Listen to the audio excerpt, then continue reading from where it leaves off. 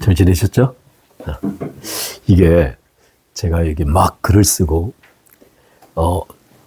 이번에 타락을 정리했는데 약 한 30페이지가 나올 것 같아요. 30페이지?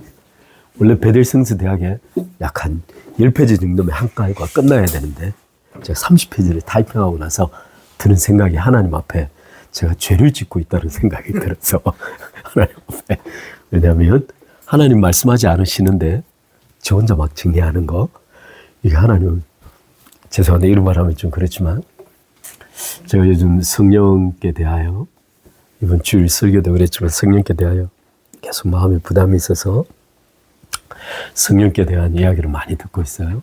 근데 이제 좀 어려운 이야기가 나왔어요.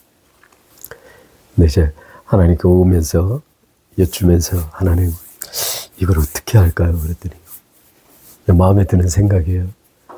그걸 네가 지금 가르치고자 하느냐고 질문하시는 것 같아서 제가 하나님 잘 모르는데 어떻게 가르치죠? 마음에 막 너무 큰 부담이 왔어요. 제가 그래서 많은 말들을 하지만 여러분 말하기는 성령 하나님께서 여러분 마음에 깨닫게 하시는 것만 깨닫게 하시고 들을 것만 듣게 하시고 무엇보다도 하나님께서 여러분과 동행하고자 하시는 걸 잊지 않으셨으면 좋겠어요. 제가 요즘 들으면 성령 하나님께서, 우리는 그런 생각하지 않은 거죠. 우리 여기에 지금 성령 하나님께서 함께 계시다고 우리 생각하지 않는 거예요. 그분이 여러분하고 대화할 때, 셋이 있을 때 반드시 옆에 한 분이 함께 듣고 계시는 거, 우리 와이프하고 길을 갈 때도 옆에 한 분이 함께 가시는 거, 이런 생각을 잘 안 하는 거죠. 근데 그런 생각을 하는 것이 그리스도인인 것 같아요. 오늘 부조화에 대하여 오늘 알아보겠습니다. 부조화. 제가 요즘 디스하모니인가요? 영어 진짜. 자, 지금 부조화입니다. 이제 타락을 다룰 때 인간에 대한 타락 개념에다가 부조화라는 이 개념은 소위 파괴된 관계에 관한 겁니다. 제가 여러분하고 신의 이제 교재를 쭉 읽어가는 패턴을 제가 좀 버려야겠다 생각을 하고, 좀 제가 그냥 쭉 내용을 보시면 되니까 내용의 순서에 맞도록 그냥 제가 정리하도록 하겠습니다. 가장 첫 번째 제목은 훼손된 하나님의 의도예요. 하나님의 의도입니다. 지난번에 제가 계속 말씀드린 이 표는 좀 기억하시는 게 좋을 것 같아서 1장 1절로부터 31절까지죠. 2장 1절로부터 3절, 2장 4절로부터 25절까지입니다. 창세기 1장과 2장은 이런 식으로 구분이 되어 있다고 말씀을 드렸습니다. 창세기 1장 1절로부터 31절까지는 어떤 내용이 기록되어 있죠? 하나님께서 이게 잘 안 나와서 나중에 하나님께서 6일 동안 창조하시는 과정을 적었죠. 6일 동안 창조를 마치시고 하나님께서 맨 마지막에 인간을 창조하시고 난 다음에 하나님께서 심히 좋았다고 말씀하시죠. 2장 1절로부터 3절까지는 어떤 내용이 선포되죠? 네, 하나님의 안식이 선포됩니다. 지난번에 말씀드렸죠. 이 안식은 제7일의 7번째 날을 계속 지켜가는 안식이 아닌 거죠. 히브리서 4장에 말씀하신 대로 이 안식은 하나님께서 만물에게 궁극적으로 주고자 하시는 만물에 대한 작정을 뜻합니다. 그래서 히브리서 4장에 나의 안식으로 들어오는 길을 하나님께서 여러 번 인간들에게 선고하시고 말씀하셨죠. 그 사건의 특별한 사건이 출애굽 사건입니다. 그래서 히브리서 4장의 안식은 가나안 땅으로 들어가는 사건을 가리킵니다. 정말 이제 괜찮을 것 같아. 그냥. 그래서 이 안식은 7번째 날 반복되는 안식이 아니고 하나님께서 만물에 대하여 하나님께서 청사진에 대한 그림으로 작정을 보여주신 겁니다. 그러면 2장 4절로부터 25절은 어떤 내용을 기록했을까요?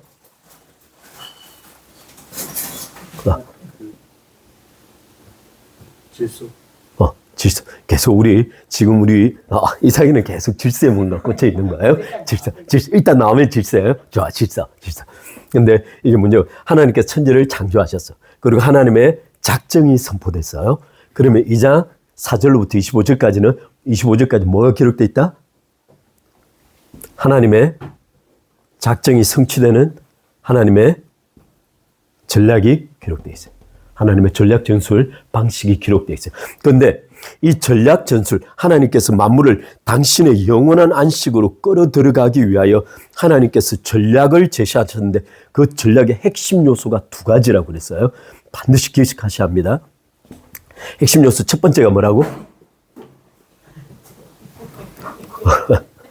괜찮아, 없어도 돼. 됐어. 전략의 첫 번째 요소가 뭐라고? 우리 참 전혀 기억이 안 나서 정말 다행이에요. 자, 첫 번째, 하나님께서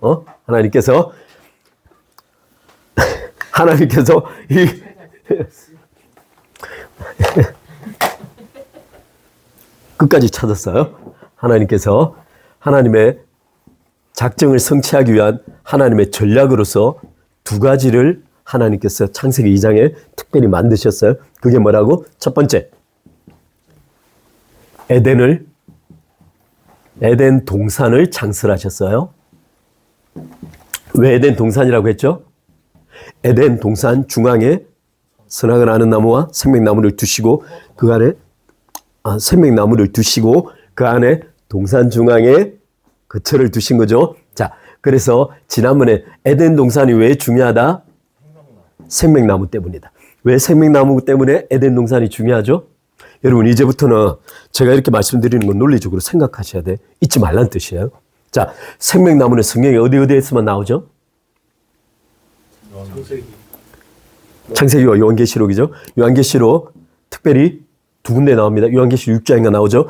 3장인가 나옵니다. 3장인가 약속돼서 나군에서 생명나무는 뭐일 거라. 맨 마지막에 새하늘 새 땅에서 생명나무가 나옵니다.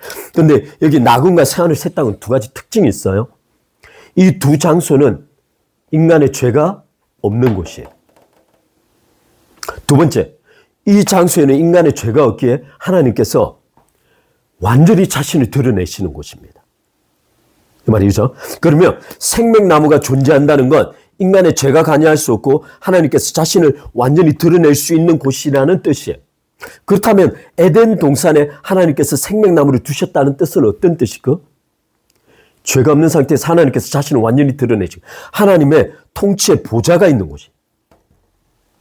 따라서 에덴 동산은 장차 나금과 궁극적인 새하늘 새 땅에 대한 그림자예요.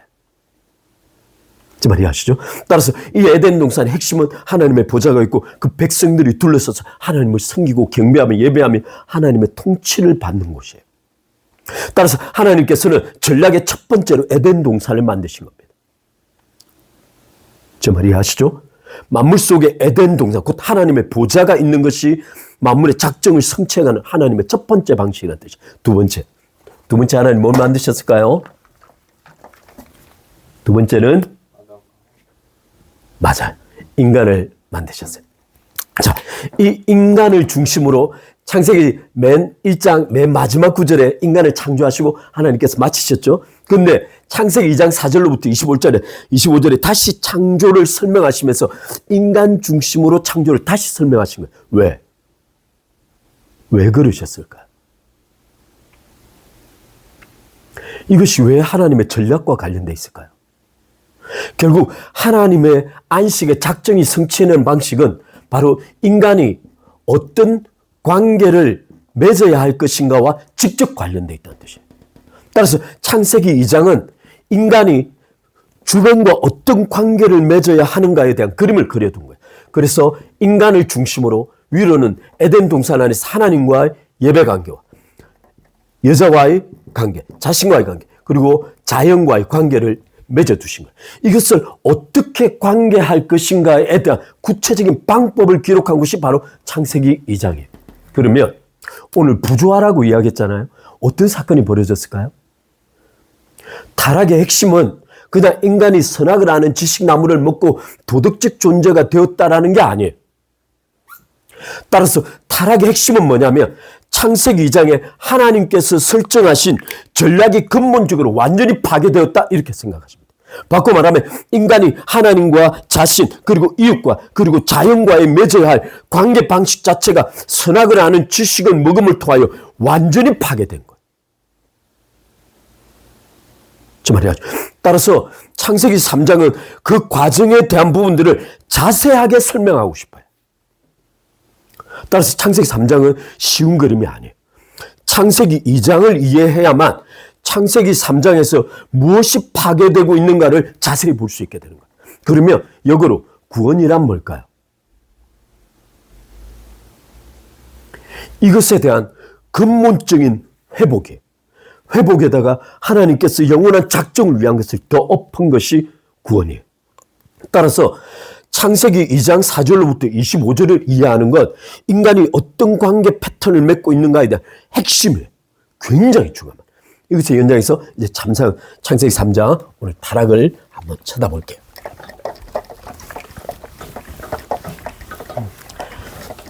따라서 인간의 타락 사건은 어떤 사건이다? 하나님께서 작정하신 의도가 완전히 좌절되고 파괴된 사건이 타락 사건이에요. 그러면 하나님께서 어떻게 하실까요? 타락 사건을 그대로 둔다? 파괴된 채로? No. 창세기 3장에 인간 타락 사건이 발견, 하나님의 전략이 전면적으로 무너지자마자 하나님께서 개입을 선포하신 거예요. 바로 그게 창세기 3장이에요. 이제 어떻게 되는지 이야기를 봅시다.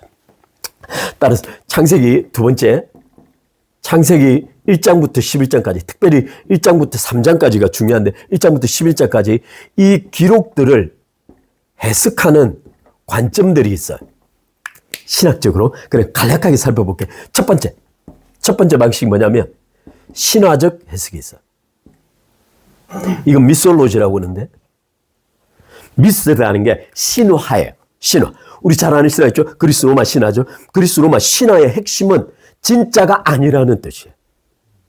따라서 이 신화적 해석의 본질 볼트만과 이런 사람은 어떻게 되냐면 소위 성경의 모든 기록들이 비과학적, 비합리적이라는 거예요.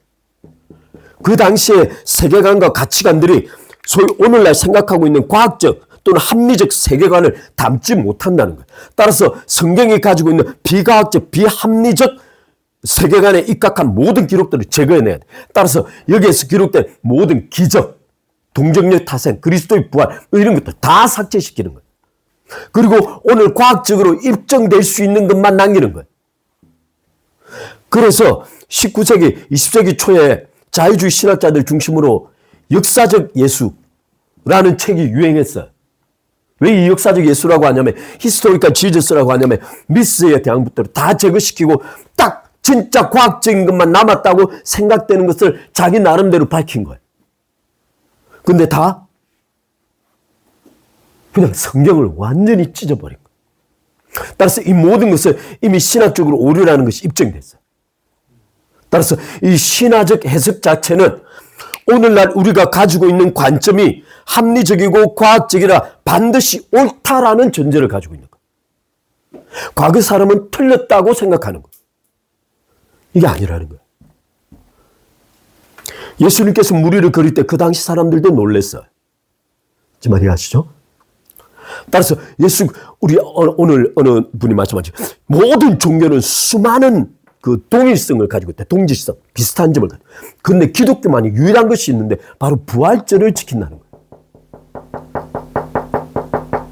근데 이걸 신화로 바꾸고 싶은 거예요. 이게 안 되는 거예요.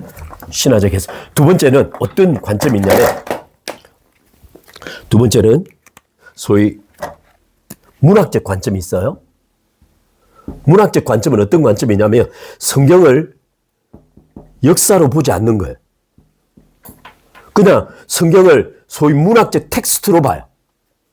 따라서 이 텍스트 속에 텍스트를 해석하기 위해 어떤 관점을 치냐면 역사적 사건으로서의 소위 육하원칙에 대한 그 개념이 아니고 그냥 텍스트로서 소위 문학적 장면은 무엇이며 누가 말하고 있으며 어느 시절 말하고 있으며 메시지 내용이 무엇이며 이런 소위 문학적 대상으로서만 성경을 봐요.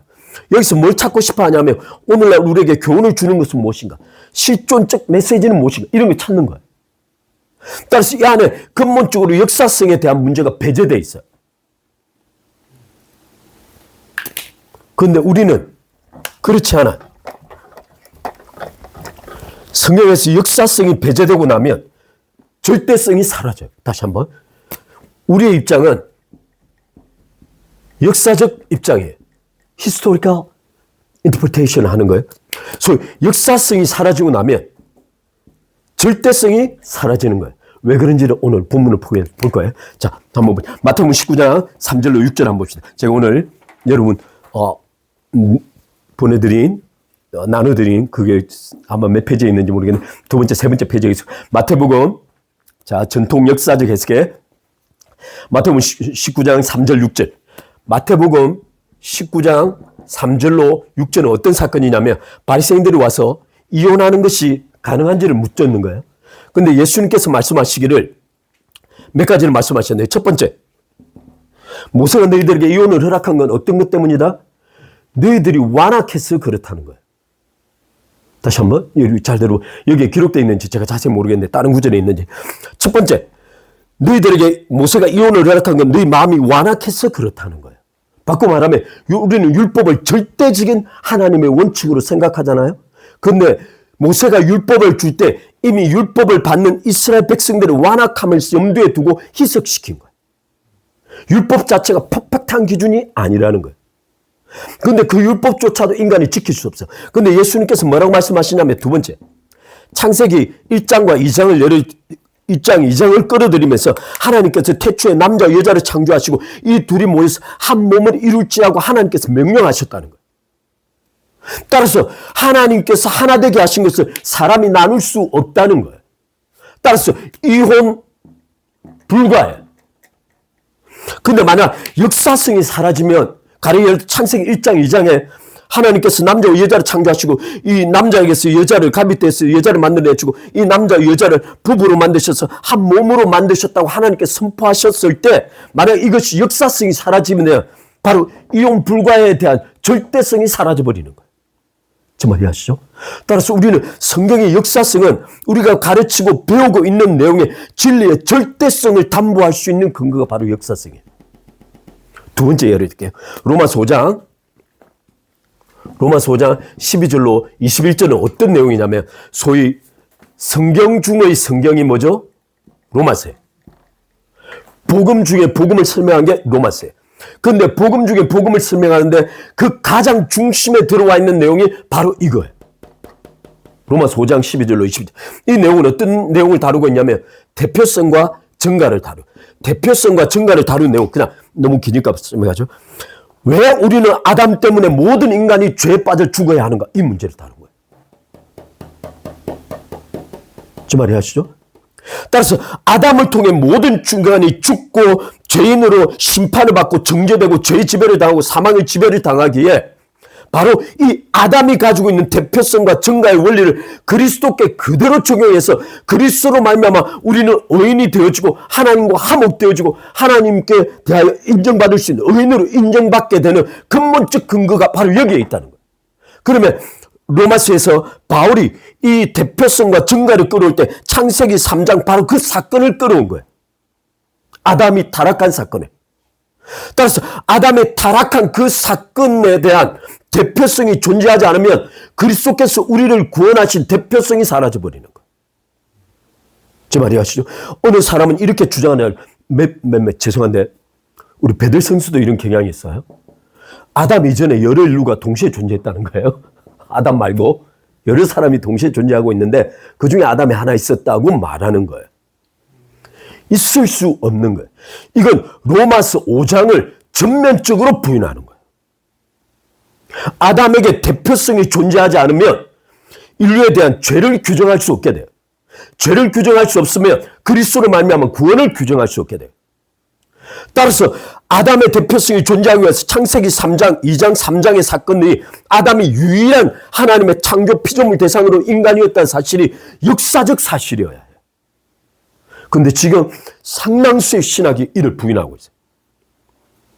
이를 부인하면서도 하나님을 믿는다고 말하는 거예요, 지금. 로마서를 부인하면서 자기가 구원받았다고 말하는 거예요. 있을 수 없는 거예요. 그건 논리가 없이 그냥 계속 믿음의 도약이 있는 거예요. 나중에 믿음의 도약은 또 프란시스 셰프 이야기를 그건 따로 다루겠습니다. 따라서 성경의 역사성은 굉장히 중요한 거예요. 계시록 12장 9절, 12장 9절은 뭘 말하죠? 사탄에 대한 이름이에요. 옛뱀이라고도 하고 마귀도 사탄이라고도 하고 성도들을 대적하며 속이는 자이기도 하고 쭉 나오는 큰 용이 되는 거죠. 그러면 사탄의 그 계시록 12장 9절이 말하고 있는 이 사탄의 여러 이름 중에 첫 번째 이름이 옛뱀이에요.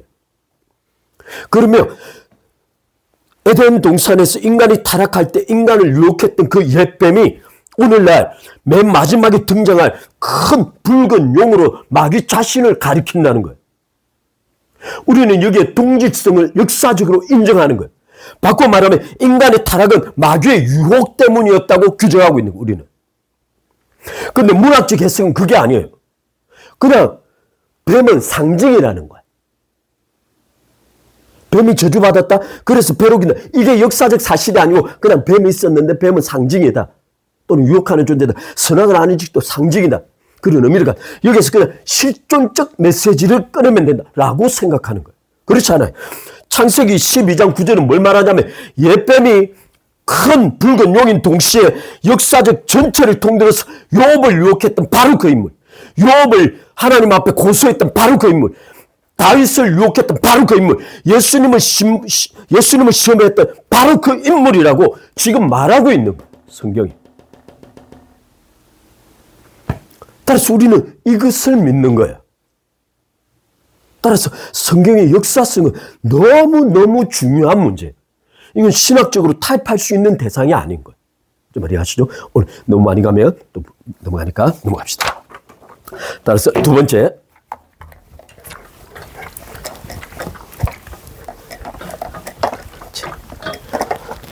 두 번째. 그렇다면 인간의 타락이란 무엇인가? 굉장히 많은 설명이 있지만 그냥 놔두고 오늘 네 가지만 설명할게요. 첫 번째, 인간의 타락. 타락은 그 근본적으로 하나님과 같이 되려 하는 거죠. 하나님과 같이 되려 한다. 이 말은 하나님과 이퀄이 되려 한다는 거예요.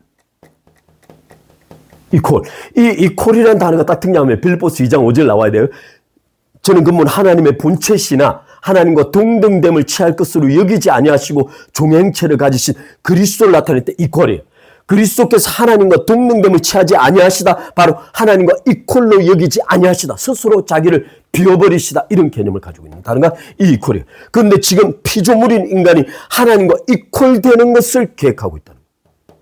그 따라서 인간의 타락에 대한 근본적 의도를 네 가지로 분석하래. 첫 번째, self existence. self existence, 존재하는 거죠. 스스로 존재하는 거예요. 바꿔 말하면 이건 비의존적 존재가 되겠다는 거예요. 내 자신의 존재를 타인에게 의존하지 않으면 내 스스로 나를 존재케 하는 나의 존재가 자존자가 되겠다는 뜻이에요. 이게 첫 번째 선언이에요. 하나님께서 예레미야 2장 제가 기억이 안 나는데 10몇 절에 선언했죠. 너희가 가장 큰 범죄 두 가지가 있는데 첫 번째, 생수의 근원이신 하나님을 버린 것과 생수의 근원이신 하나님을 버리다는 것, 생명의 근원이신 하나님을 버린 거예요. 바꿔 말하면 피조물인 존재는 모두가 창조주에게 절대 의존적 존재예요. 그의 생명에서부터 존재 근원에 이르기까지 모두가 다 절대 의존적 존재인데 인간이 절대 의존적 존재를 버리겠다는 거예요. 생수의 근원이신 하나님을 버린 거예요. 제가 지난번에 좀 여러분 간략하게 예담이니까 말씀드리면 지난번에 30 minutes in hell 지옥에서 23분을 말씀드렸잖아요. 그분이 하신 말씀의 핵심이 무엇이냐면 여러분이 지금 걷고 있고 공기를 마시고 사랑하고 노래하고 춤추고 운동하고 이 모든 환경이 바로 지옥으로 딱 떨어지는 순간부터 지금 이 걷는 걸 걸을 수가 없는 거예요. 왜냐하면 땅이 당기고 있는 이 중력의 압력에 의해서 얼굴을 들 수 없을 정도의 압력을 느낀다. 심지어 거기는 얼마나 중앙에서 불이 타오는지 산소가 극도로 희박하다는 거예요. 손을 움직일 조차 없는 거예요. 자기 존재를 지탱할 능력조차도 그곳에 존재치 않는 거예요. 따라서 지금 우리가 느끼고 있는 모든 우리 존재의 실체 느끼고 있는 일상의 모든 삶들을 하나님께서 지탱하고 있기 때문에 가능하다는 거예요. 그분이 고백하는 거예요. 우리의 삶 자체가 하나님께서 지탱하고 계시게 가능해요. 그래서 지난번에 그 나사로가 죽었을 때 천사의 손에 받들려서 아브라함 품으로 들어간다고 그랬잖아요. 이게 죽는 사람의 전체 공통점은 바로 떨어진다는 거예요. 아까 말한 그 지옥의 엄부의 헬로 바로 떨어진다는 거예요. 이 떨어지는 것이 인간 존재의 근본적 타락한 인간에 대한 필연적 운명이라는 거예요. 떨어지는 거예요. 그런데 지금 우리는 떨어지지 않고 있는 거예요. 심지어 그리스도를 믿는 자들은 죽어서 천사의 손에 받들려서 올라가서 아브라함 낙원으로 들어가는 거예요. 따라서 우리의 존재 모든 것이 하나님의 절대 의존적 존재. 다시 한번 우리 피조물들은 하나님께 대한 절대 의존에 의해서만 가능한 존재. 두 번째, 따라서 self existence는 하나님의 도움이 필요 없다는 뜻이에요. 바로 그 순간 죽음이 오는 거예요. 두 번째, 여기 보면 self governance라고 되어 있는데, self governance, government, 통치, 다스림, 지배, 이런 개념이에요. self governance, governance는 어떻게 하면 스스로 자신의 존재 방식을 내가 결정하겠다는 거예요. 여러분 한 가지 기억할 게 있어요. 여러분 제가 좀 이따 설명할 텐데, 여러분 왜 인간은 처음에 벌거벗었을 때 자기의 벌거벗었음을 몰랐을까요? 창세기 2장 맨 마지막에 그들이 벌거벗었으나 부끄러워하지 아니하니라고 말하고 있잖아요. 왜 벌거벗었는데 부끄러워 아니했을까요?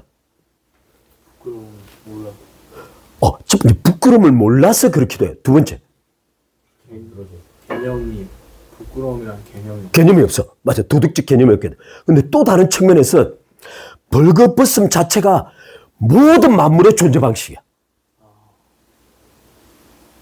모든 만물은 벌거벗음으로 존재해요. 따라서 이 벌거벗음이 존재 방식이 아닌 것이 없기에 인간이 자기가 벌거벗을 때 이상하지가 않은 거예요. 모든 피조물이 벌거벗고, 따라서 하나님께서 모든 피조물에게 부여하신 존재 방식 자체가 그게 존재하는 방식이에요. 따라서 누구도 자신의 존재 방식을 제3자적 입장에서 내가 벌거벗었네라고 말하는 게 없는 거예요. 다시 한번, 누구도 자신의 존재 방식에 벌거벗었다고 자신을 제3자에서 평가할 존재가 없는 거예요. 근데 갑자기 인간이 자신의 존재 방식을 제3자적 입장에서 평가하기 시작한 것이 바로 선악을 따먹고 난 뒤에 지금 굉장히 이상한 일들이 벌어진 거예요. 따라서 셀프 가버넌스라는 건 자신의 존재 방식 자체를 어느 누구도 문제 삼지 않은 창조주가 주신 그 자체가 그냥 절대적 존재 방식이고 거기에 대한 의문도 제3자적 관점도 존재하지 않는 거예요. 그게 누구도 질문하지 않는 거예요. 그래서 공중에 나는 새도 드레핀 백합화도 자기의 존재 방식에 질문하지 않는 거예요. 하나님께서 그렇게 만드셨으니까. 그래서 염려가 없는 거예요. 근데 갑자기 셀프 가버넌스를 딱 선언하면서 내 존재 방식은 내가 정해라고 나온 거예요. 그러자마자 인간이 보게 된 것이 자기의 벌거벗음이에요. 셀프 가버넌스. 두 번째, 세 번째가 있어요. 셀프 디렉션이죠. 셀프 디렉션. 이게 좀 셀프 데스티네이션 이런 셀프 디렉션. 어찌됐든 이건 존재 목적을 내가 정하겠다는 거예요. 존재 목적 내가 정해. 앞으로 내가 살아갈 나의 존재 목적은 내가 정해. 따라서 내가 나라는 거예요. 따라서 이 두 가지를 지난번 우리가 배웠죠. 오토노미라고. 바로 자율이라고. 하나님으로부터의 독립선언을 선언한 거예요. 이런 건 다 존재하지 않는 허구예요. 허구. 문제는 세 번째, 네 번째 있어요. 셀프. 이게 문제인데 exaltation이라고 되어 있죠. self exaltation이 뭐만 소위 자기 높임이에요. 자기 높임의 가장 핵심적 요소는 뭐냐면 피조성이 싫다는 거예요. 내가 피조되었다는 사실이 싫다는 거예요.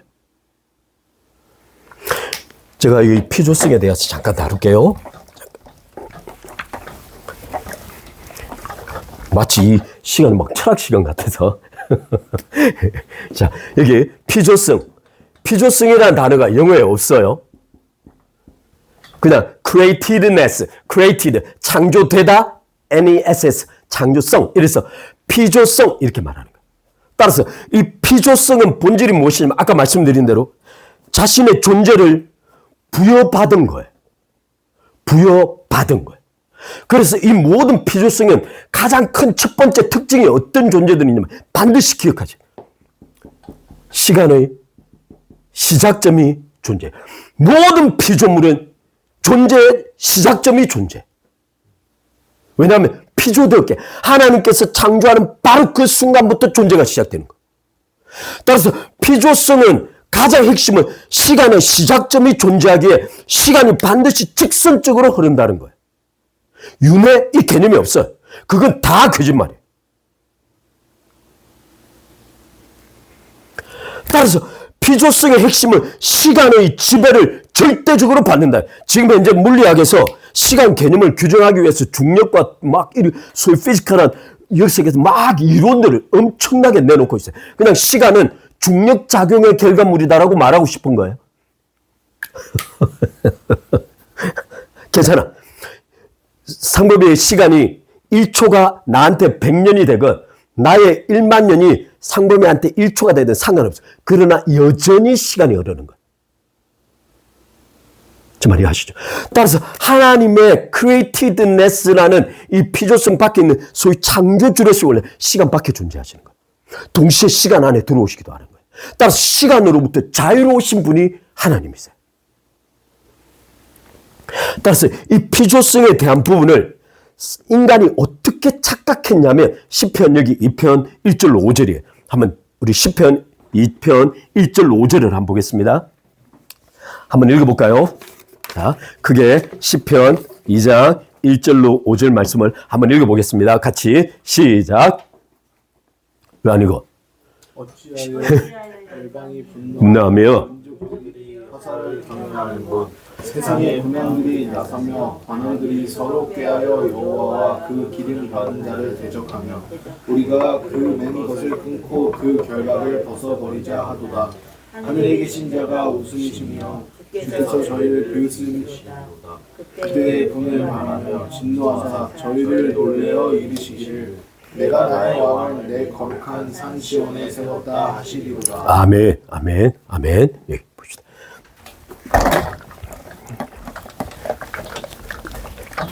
여러분, 제가 약간 좀 오늘 지난주 했던 이야기를 우리 뚱띠 봅시다. 할렐루야, 할렐루야. 자, 제가 지난주에 우리 나눴던 말씀이 기억이 안 나시죠? 지난주에 뭘 했나, 이렇게. 할렐루야. 지난주에 루시퍼를 다뤘어요. 오늘 이 이야기를 잠깐 같이 하고 넘어갈게요. 루시퍼에 하나님께서 주신 창조하신 원리가 있어요. 첫 번째가 뭐죠? 존재. 빛나는 자. 존재. 빛나는 자. 완벽하게 인을 친 자. 그 다음에 보석을 박은 자. 이 존재적 탁월함을 하나님께 창조를 두셔서. 다시 한번. 루시퍼 자신은 하나님의 완벽한 존재로 창조됐어요. 생각해보라. 두 번째. 하나님께서 그에게 무엇을 주셨죠? 놀라운 자격과 역할을 주셨어요. 하나님의 보좌를 덤든 그룹으로 또는 하나님의 화강석, 소위 불타는 돌들 사이로 다니면서 왕래하는 일련의 역할과 자격을 주셨어요. 동시에 세 번, 여기가 굉장히 중요합니다. 하나님께서 존재를 주시고 자격과 역할을 주시면 하나님께서 무엇을 동시에 주시냐면 그것을 수행할 수 있는 능력을 동시에 주시는 거예요. 하나님께서 인간을 부르실 땐 바울을 부르고 누구든지 하나님의 뜻에 따라 소명의 부르심을 받으면 그 사람은 부르심 즉시 하나님께서 개입하셔서 그 속에 능력으로 역사하시는 거예요. 그런데 사탄이 직접적으로 타락한 계기가 바로 이것들 때문이에요. 자기 존재 자체가 타락의 이유예요. 퍼펙트한 아름다움이 타락의 이유예요. 두 번째, 이 두 가지로 생긴 자신의 성과물 자체 때문에 타락한 것. 그러면 이 두 가지를 뭐라고 말할 거냐? 소위 자기 도취에. 자기 도취에 의해서 사탄은 타락한 것. 제가 그래서 말씀드렸죠. 이 자기 도취가 수준을 넘어서 어디까지 간 거죠? 하나님과 같아지리라고 나온 거예요. 지금 여기 질문이 있어요. 좋아. 자기 도취도 좋아. 다 좋아. 다 좋아. 뭐래도 내가 퍼펙트해. 나는 뭐든지 할 수 있어. 내 성격을 난 대단해. 라고 말했는데 왜 그 대상이 하나님과 같아질 거라고 생각을 했을까?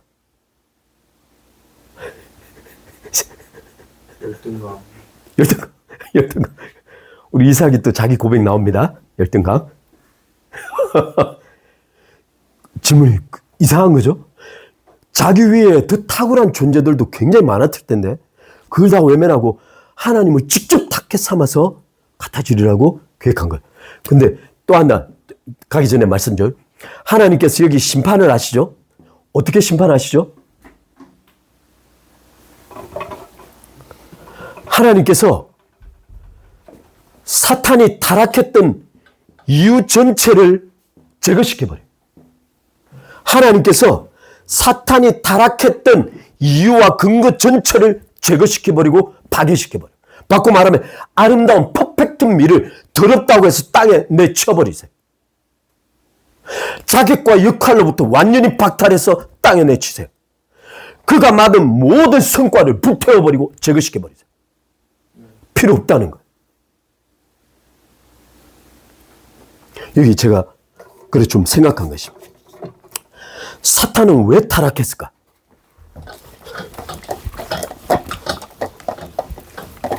저 여기 한번 봅시다. 첫 번째, 자기 도취예요. 제가 지금 이걸 말하고 싶은 거 아니에요. 지금 핵심은 좀 이따 좀 같이 나눌게요. 첫 번째, 자기 도취예요. 그가 받지 않은 게 없어. 그죠? 그는 존재에서부터 자격과 역할, 능력에 이렇게까지 성과물의 모든 것이 하나님께로부터 받지 않은 게 없는 거예요.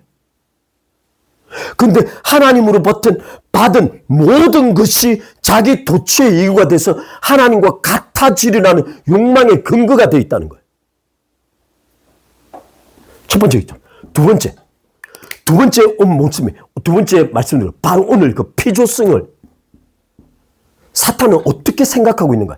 지금 시편 2장 1절로부터 5절의 사실은 단순히 열왕의 군왕들이 나는 것이 군왕들에 대한 이야기만이 아니고 소위 피조성, 소위 자신이 창조되었기 때문에 하나님께 대하여 절대적 의존성을 가진다는 것 자체를 어떻게 사탄이 이해했냐면 억압으로 이해한 거예요. 억압이라는 거예요. 그래서 그는 이 억압으로부터 벗어나야 할 거라고 생각한 거예요. 세 번째, 이게 하나. 세 번째, 제가 지난번에 잠깐 말씀드린 것이 있어요. 자, 두 가지 이유를 생각합니다. 하나님께서 창세기 3장에 에덴이 딱 타락했을 때 동산 서늘할 때, 저녁 서늘할 때 하나님께서 아담에게 오신 거예요. 아담이 먼 곳에서 그 소리를 듣고 하나님인 줄 즉각 알았어요. 소리를 듣고. 그렇다면 이미 하나님께서는 아담과 굉장히 반복적인 관계를 가지고 있었다는 거예요. 따라서 하나님의 오시는 소리를 듣자마자 아담은 즉각 나무 뒤에 숨어요. 그리고 하나님께 나타나셔서 말씀을 시작하시는 거죠. 여기 중요하겠습니다. 아담은 하나님과 같이 될 수 있다는 뱀의 유혹에 대하여 무엇을 생각하고 있었을까? 어떤 하나님의 모습을 닮을 수 있다고 생각했을까? 자, 여기 질문. 제가 한 거예요. 전능하신 하나님께서, 소위 영이신 하나님, 전지전능한 절대 존재이신 하나님께서 아담에게 어떠한 모습으로 자기를 비춰내셨을까? 아담의 수준을 고려. 오케이. 바로 그죠.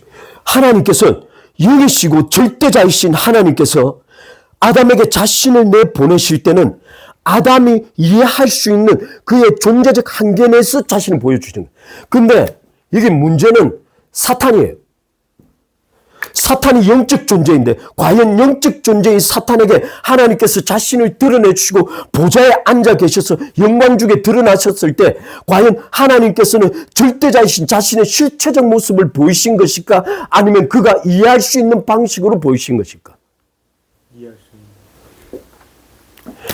있는. 인간과 사탄은 동일하게 하나님께서 그들이 이해할 수 있는 방식으로 보여준 그 모습 때문에 하나님과 같아질 수 있다고 착각하고 있다는 거예요.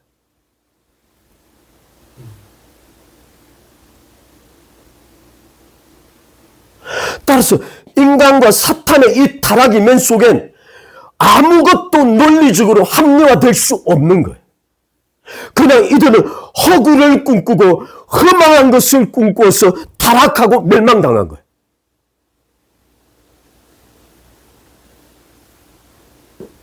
따라서 사탄의 모든 것은 기만이고 속임수며 거짓이에요. 그 사탄이 지금 이 땅에 임금이 되어 있는 거예요. 그래서 그렇다면 여기 한 가지 좀 여러분들과 오늘 뭐 또 다른 내용이 여러 가지 있지만 좀 생각해 내보는 기억이에요. 제가 여기 한번 적어 볼게요. 첫 번째, 자기 도취가 있어요. 하나님께서 여기 받지 않은 것이 없는 거죠. 자기가 한 모든 것을 다 받은 거예요. 하나님께서 이미 주셨기에 성과물이 낸 거예요. 근데 자기 존재와 능력에 대하여 자기 도취가 있는 거예요. 두 번째, 이 피조성이 곧 억압이라고 생각하고 있는 거예요. 제가 한번, 이게 정말 한번 깊이 생각해 보고 싶은 문제이긴 해요. 제가 미안한데, 여러분들에게 어설프게 지금 나와서 말하고 있는 거라, 여러분, 피조성을 억압으로 생각하는 게 뭔가? 한번 쭉 고민해 봐요. 세 번째, 아까 말한 대로, 하나님의 실체를 보고 하나님과 같아진다고 생각한 것과 이게 아니라는 거예요. 그러면 이 세 가지가 오늘 우리에게 어떻게 적용될 수 있을까?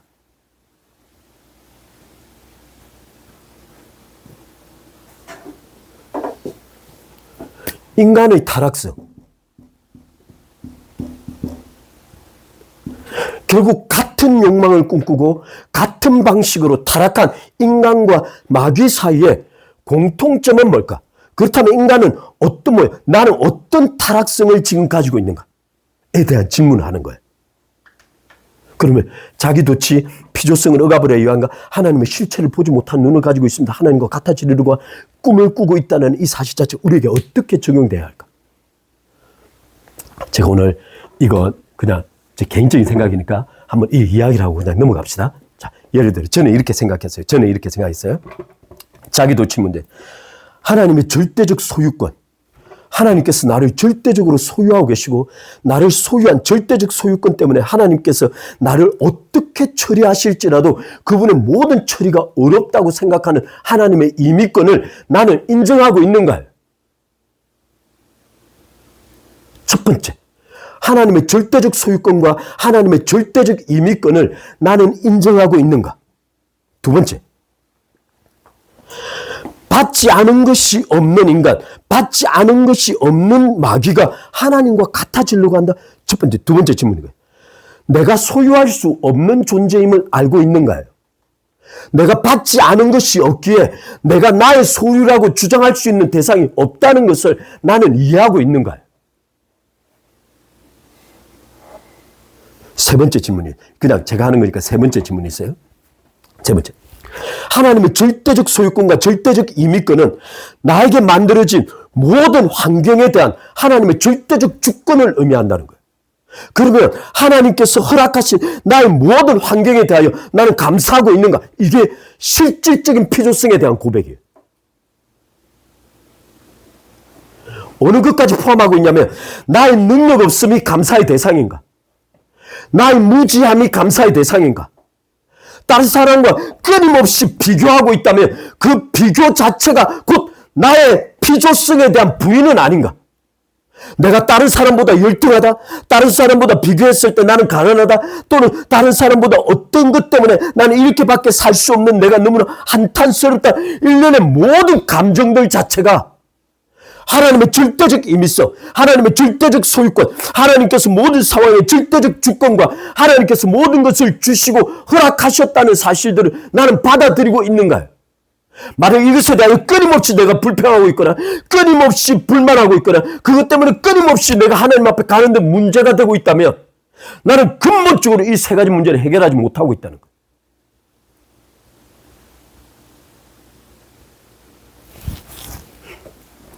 제가 좀 이 부분을 조금 더 깊이 제가 철학적으로 이해 또는 뭐 이렇게 이해하고 하면 좋은데 사실 제 개인적으로 이렇게 생각이 들었어요.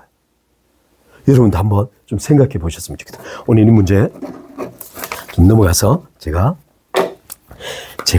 오늘 정말 어려운 주제를 하나 좀 오늘 말씀드리겠습니다.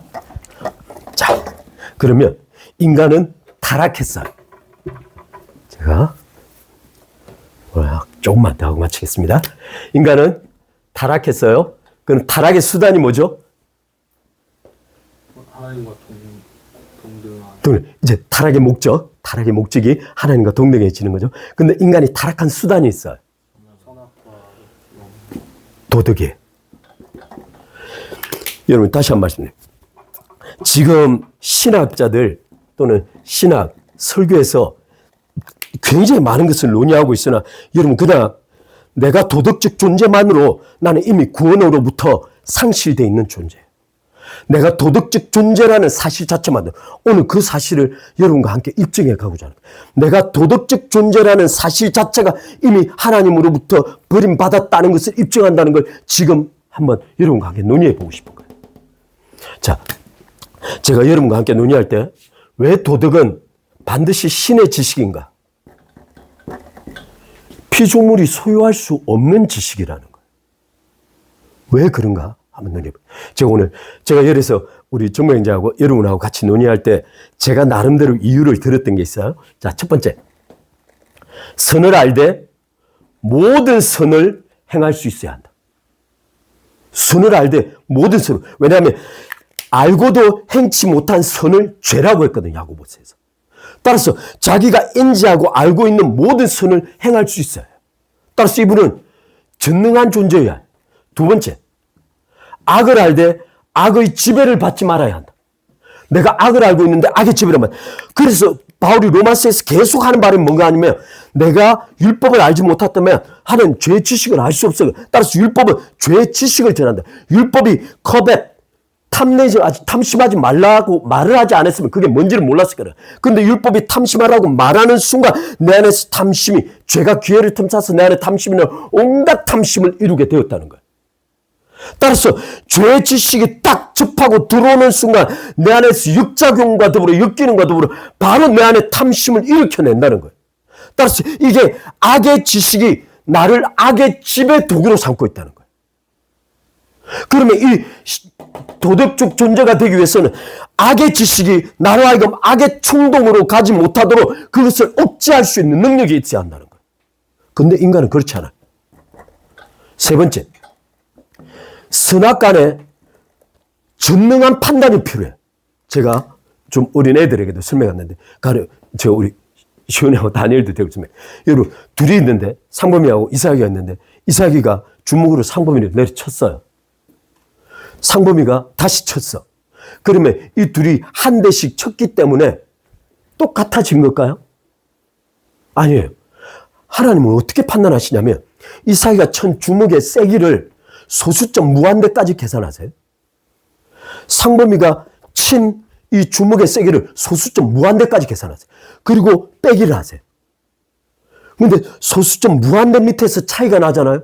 하나님의 공의가 기울어진 거예요.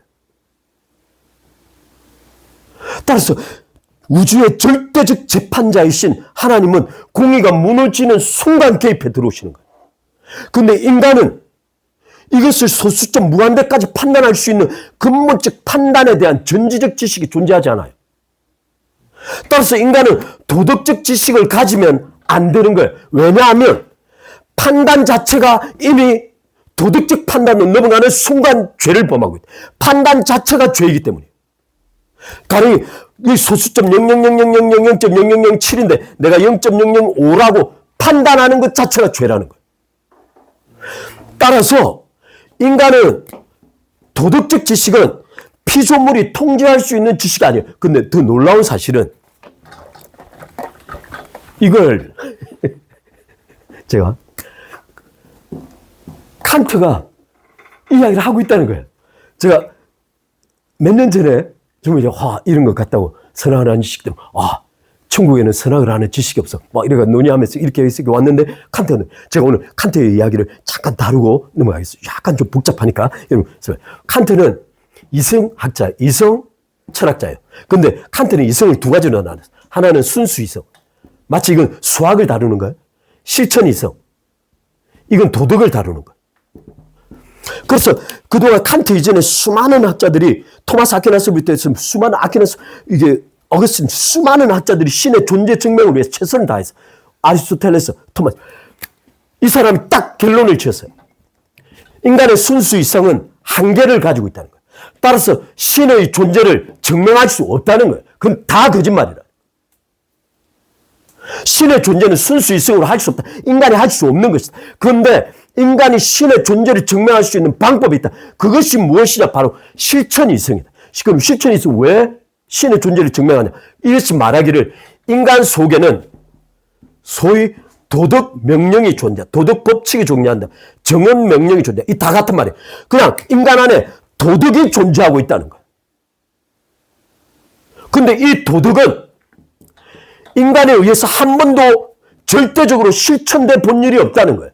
이 도덕을 뭐라고 영어로 말하냐면 온네스라고 되어 있는데 오트라는 이 조동사가 어떤 뜻이냐면 반드시 뭐 해야 하는 마스터라는 의미를 가지고 있어요.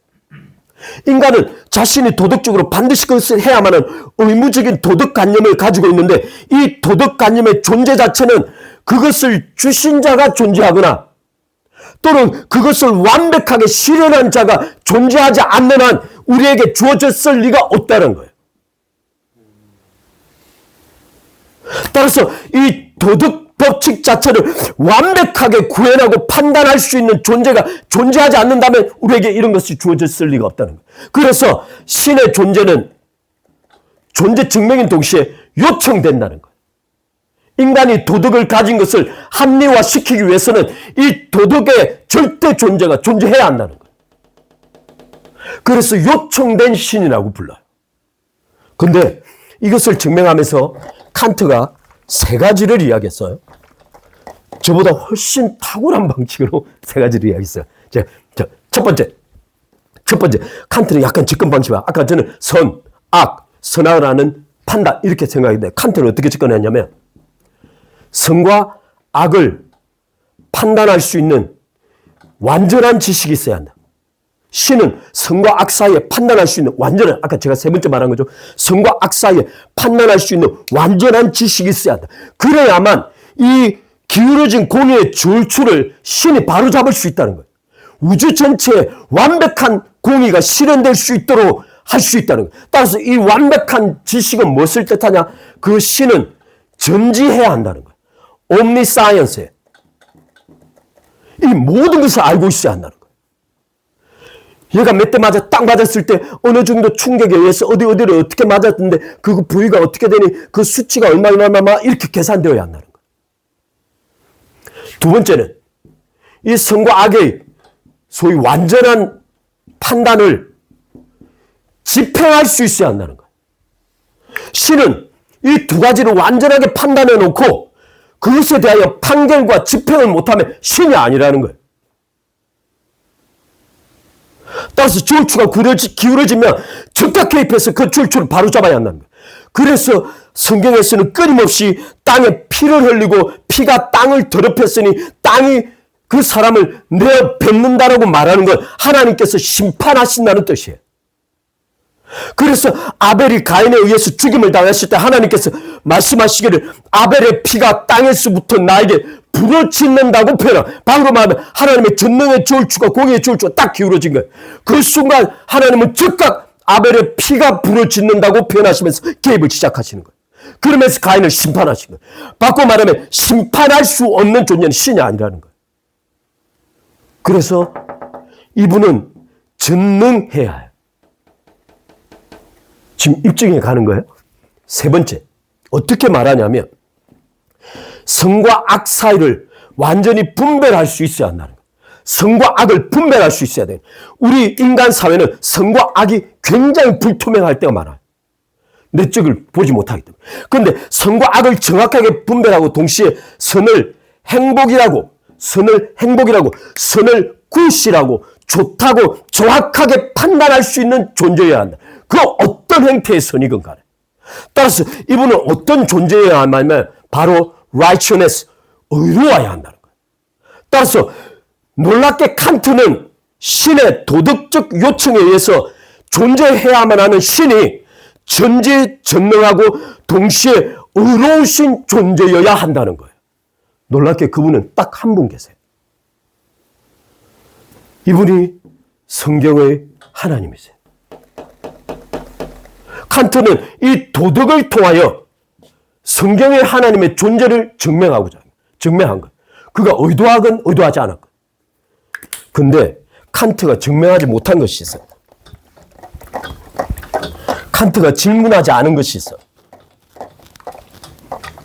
지금 이것을 알아내면 여러분 천재입니다. 칸트가 질문하지 않은 게 있어요. 어떤 걸 질문하지 않았을까요?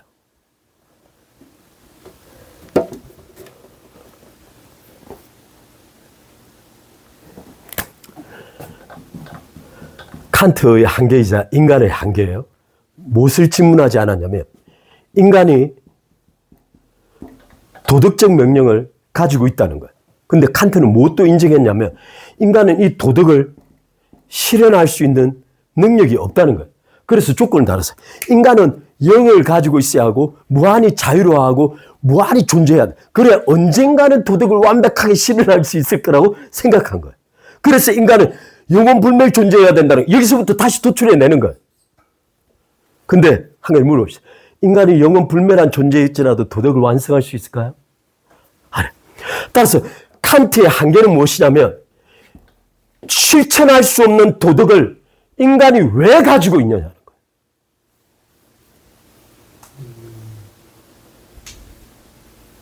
아까 이야기했죠. 오트네스라고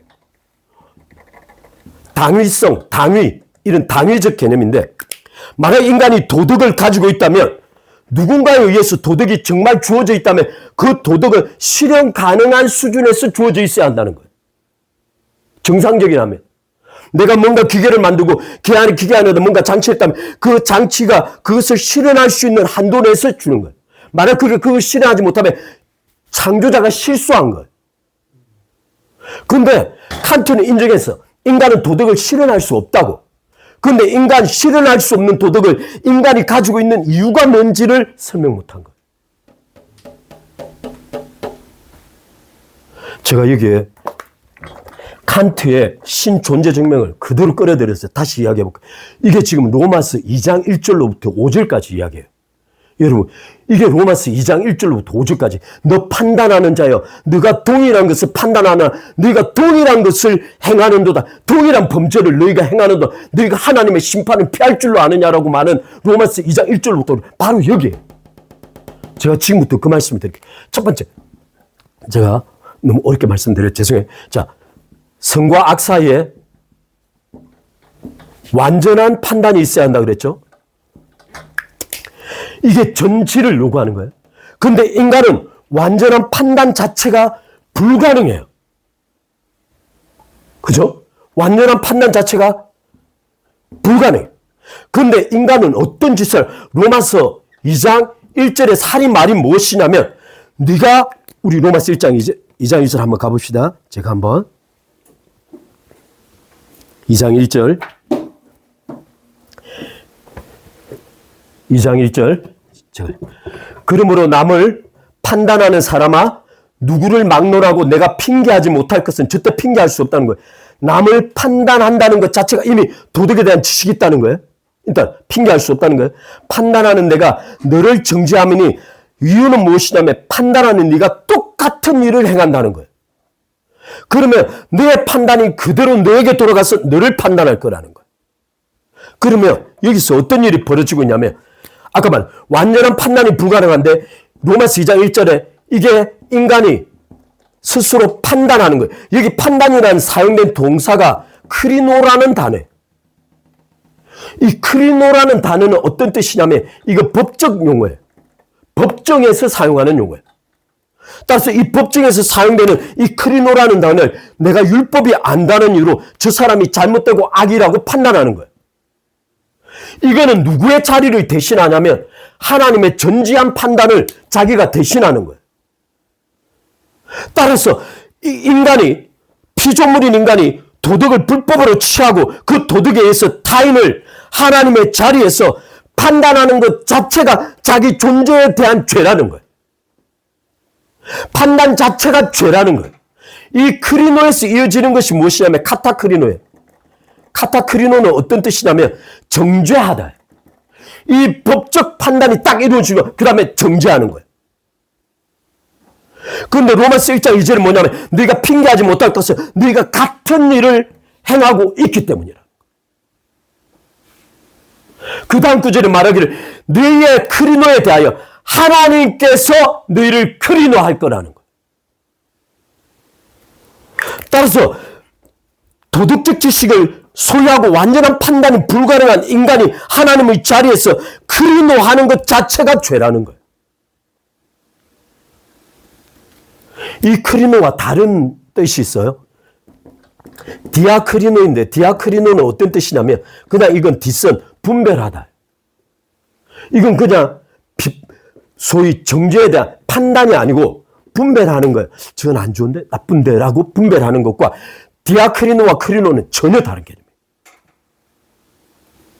두 번째, 아까 선악에 대한 판단을 집행할 수 있어야 하는 거죠. 아까 말씀드린 대로 이건 어떤 한계를 가져오냐면 인간은 모두 집행할 수 없어요. 바꿔 말하면 아까 말한 대로 아는 선을 행할 수 있는 능력 자체가 존재하지 않아요. 만약 인간에게 완전한 판단이 가능한 전지한 지식이 있는데 만약 그것을 집행할 수 있는 능력이 존재하지 않는다면 인간은 그 존재 자체로 계속 죄를 짓고 있는 거예요.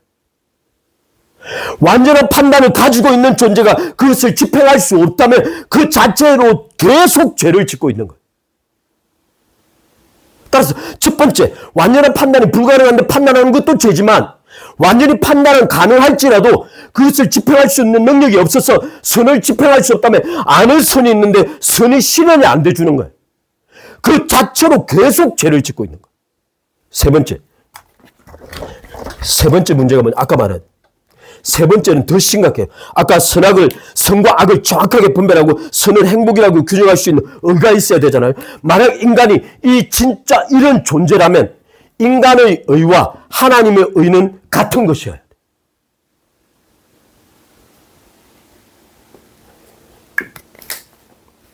그럴 수 없다는 거예요. 따라서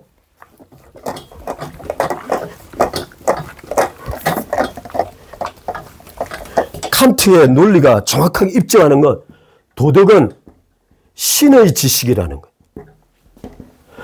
도덕이 인간의 피조물의 소유로 들어오는 순간부터 죄가 양산되기 시작하는 거예요. 인간이 도덕을 취하는 순간부터 죄가 양산되기 시작하는 거예요. 제가 좀 이따 설명할 텐데 자, 오늘은 여기까지만 합시다. 어떤 일이 벌어지냐면 제가 다음 주에 설명할게요. 왜 사탄이 선악과를 딱 따먹는 순간 부끄러움을 느끼고 즉시 무화과에 입을했을까? 지금 어떤 상황이 벌어지고 있냐면 제가 한번 예를 그림을 한번 행동을 해볼게요. 선악을 알지 못해. 자기 벌거벗음 자체를 평가할 그런 것도 없어. 그냥 선악을 알지 못하니 평가도 안 하고 그냥 오케이 끝.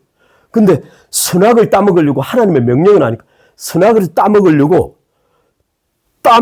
선악을 딱 취해서 입에 넣는 순간 어떤 일이 벌어졌냐면 넣는 순간 선악을 딱 들어가는 순간 도덕적 지식이 딱 들어온 거예요. 근데 도덕적 지식이 딱 들어온 순간 무엇을 봤냐면 하나님의 명령을 어기고 있는 자신을 딱 본 거예요. 이게 지금 환장할 노릇이 벌어진 거예요. 환장할 일이 벌어진 거예요. 선악을 아는 지식 열매를 딱 따먹어가지고 입에 넣고 딱 깨물어서 선악을 아는 지식이 인간에게 딱 들어오는 순간 눈앞에 가장 첫 번째 보인 게 하나님의 명령을 어기고 있는 자기 자신을 딱 본 거예요. 바로 여기에서 인간이 자기 자신을 최초로 인식하는 제3자적 관점이 딱 생긴 거예요. 그러면 그는 즉각 자신이 하나님 앞에 범죄했다는 사실과 더불어 하나님 앞에 존재적으로 부적합하다는 사실을 범죄했기 때문에 징계받을 수 있다는 사실 즉각 인지한 거예요. 그래서 그는 자기의 자신 존재를 말하기를 벌거벗었으므로 두려워하여 숨었나이다라고 말한 거예요.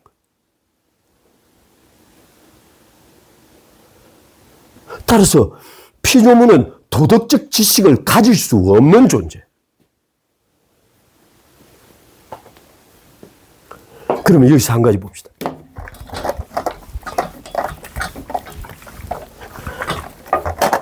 지금까지 무수한 신학자들은 인간의 타락을 입증하기 위해서 굉장히 많은 것을 시도해 왔어요. 성경은 딱 한 가지를 돼. 인간이 도덕적 존재라는 사실 자체가 타락이라는 거예요. 내가 도덕적으로 나 자신을 판단하고 있다는 자체가 타락이라는 거예요. 그러면 가장 궁극적, 가장 최악의 타락은 무엇인가?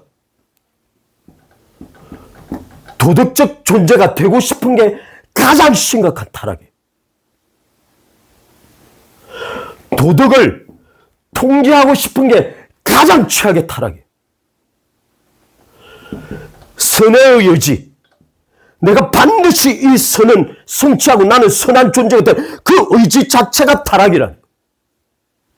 이것을 바울이 말하기를 고린도전서 10장인가 12절 자기의예요. 따라서 자기의라는 개념은 피조물에게 존재치 않는 허구야, 허구. 자기의라는 개념이 피조물에겐 존재하지 않아요. 근데 이 자기의라는 개념이 어디에서 나왔냐? 바로 불법적으로 탈취한 도덕적 개념에 의해서 자기의가 나온 거예요.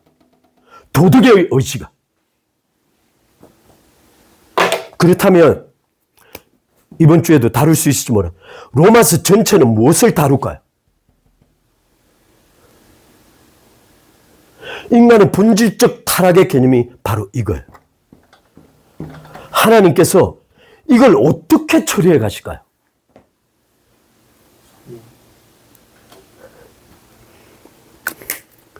이게 여러분 선악을 아는 지식 옆에 무슨 나무가 있었죠? 바로 생명이에요. 할렐루야.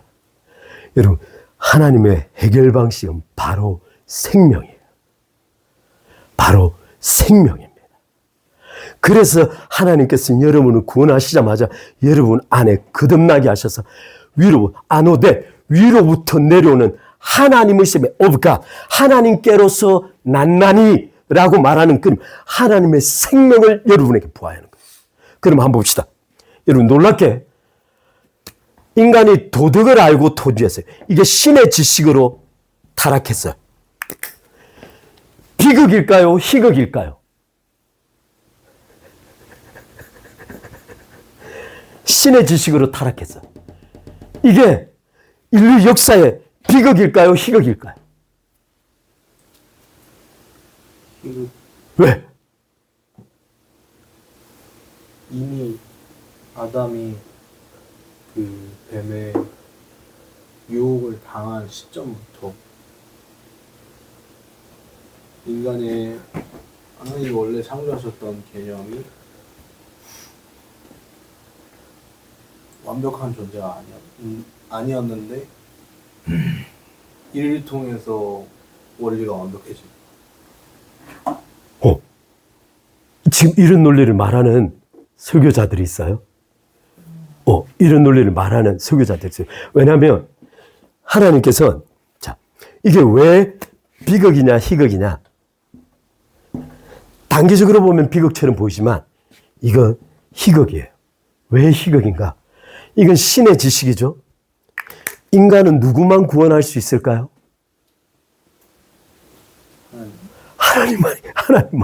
하나님만이 인간을 구원할 수 있을 때. 왜냐하면 이게 신의 지식으로 인간이 타락했으니 이 신의 지식을 통제하는 분은 하나님밖에 안 계세요. 따라서 십자가를 지실 분은 하나님만이 지셔야 해요. 무엇을 위함일까요? 인간을 하나님의 자녀로 삼기 위한 영원한 작정 속에 있기 때문이에요. 이게 지금 이 큰 그림은 찾아놓고 어찌됐든 이런 거죠.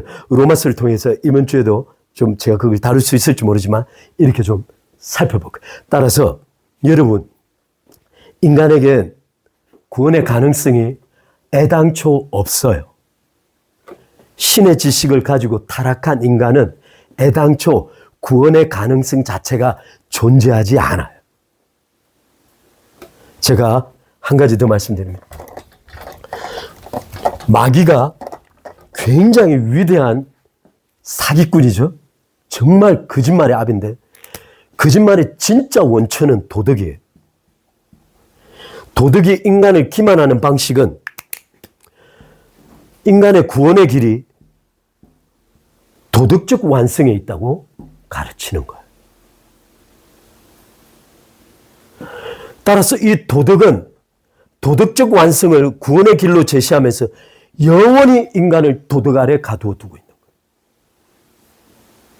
따라서 도덕을 가지고 이것을 자기에게 주어진 뭔가 권리나 의지로 생각하면 그 순간부터 구원을 상실하는, 구원의 가능성 제로예요. 따라서 여기 여러분, 프토코스는 뭐죠? 주인과 종의 관계죠.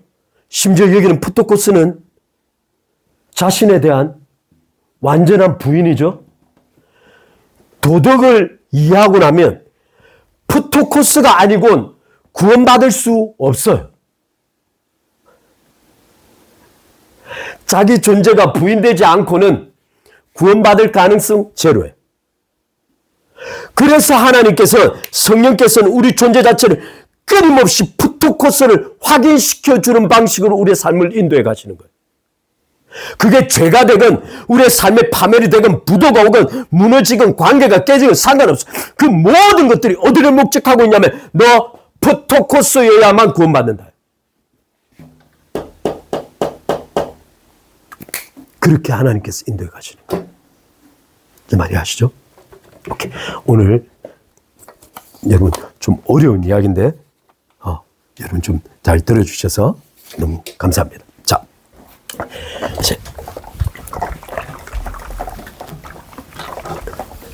여기서 더하면 큰일 날 것 같아서 나머지 내용은 제가 다음 주에 같이 좀 다루도록 하겠습니다. 다음 주 내용은 크게 어려운 내용들이 아니니까 같이 다루면서 다음 주에 살펴보도록 하겠습니다.